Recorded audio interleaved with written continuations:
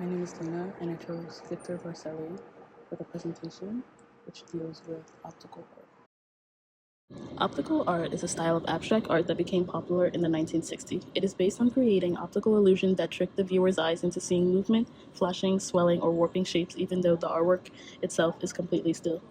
Op art relies on the principle of color theory, geometry, and visual perception. Artists carefully arrange lines, patterns, and contrasting colors to make the eye perceive motion or depth that isn't really there. It often plays with how the brain interprets what it sees, showing that vision can be easily deceived. The movement grew out of earlier abstract styles like constructivism, which focus on precision, structure, and visual experimentation. Some op art pieces almost appear scientific, while others have a strong sense of rhythm and energy. Okay, so Victor Vasarely was born in 1906 in Pest, Hungary. He initially was studying medicine before he decided to switch to art. He had moved to Paris because he saw that Paris had a unique geometric style to how they do things in visuals. He is considered the father of optical art because of how renowned his artwork was, and he died in 1977 in France. As a math major, I was immediately drawn to Victor Vasarely because his art is built on many of the same principles I study: geometry, symmetry, and pattern. His work connects math and art in a way that makes both feel alive. I find it fascinating how he uses simple mathematical ideas like grids and transformation to create something that feels full of motion and emotion. I chose Vasarely because he worked through the scientific lenses of perception and visual psychology, using structure and logic to explore how the human eye interprets form and color. In a way, his studio was like a laboratory. He experimented with how small mathematical changes in pattern or color could completely shift the way we see a surface. For me, this connection shows how math isn't just numbers or formula, it's a language that can describe visual beauty and human experience. Victor's art reminds me that mathematics can be both analytical and expressive. I also see his work as very relevant to zeitgeist of 2025. Today, we live in a digital world built on algorithms, coding, and data visualization, all which depend on geometry and perception. Victor's art predicted that connection between logic and creativity, showing that science and art aren't opposites but two sides of the same way of understanding the world. These were two expositions that Victor Vasarely was kind of known for. So he was featured in a major exposition, which was the first one that was sponsored by in 1965, and this introduced op art to the public, which is art that displays how we see and perceive motion or depth. And Victor's geometric patterns and color contrast made flat surfaces look like they were more moving or shifting, which fascinated viewers and helped him make him one of the leaders of art. And then later on, the Vasarely Museum was opened in Hungary to celebrate his life's work. It displayed paintings, sculptures, and designs that reflect his belief that art, science, and technology should be connected. And the museum itself shows his vision of making art a part of everyday life, not just something kept in galleries. Okay, so let's get into some of his artworks. One of Victor's earlier works, the Shikia, which means the chessboard, was created in 1935.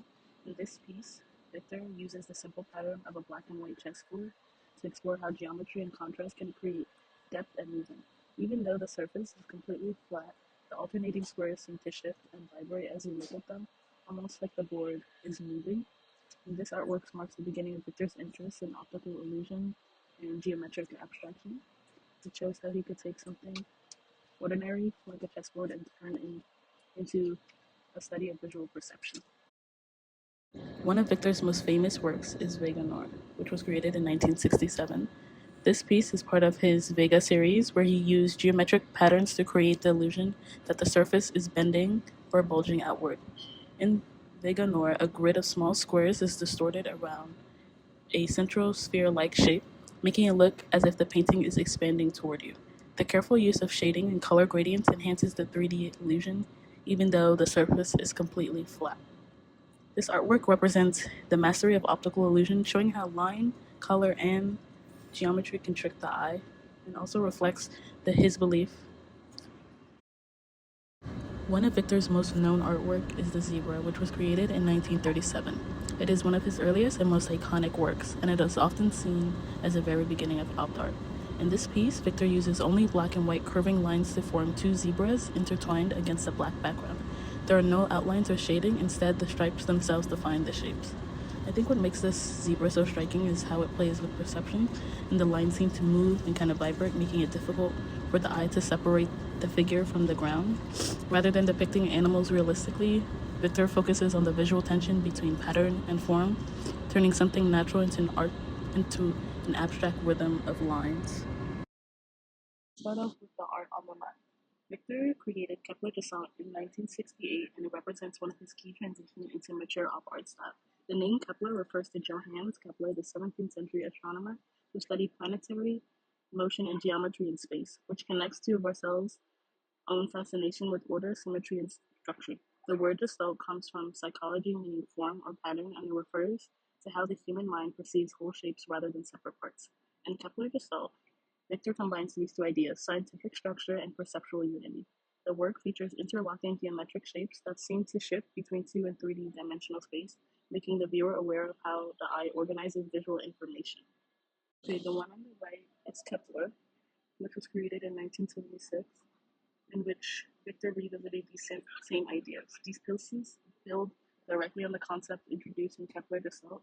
The geometric precision and illusion of depth are pushed even further so that the cubes appear to expand, tilt, and almost float in space.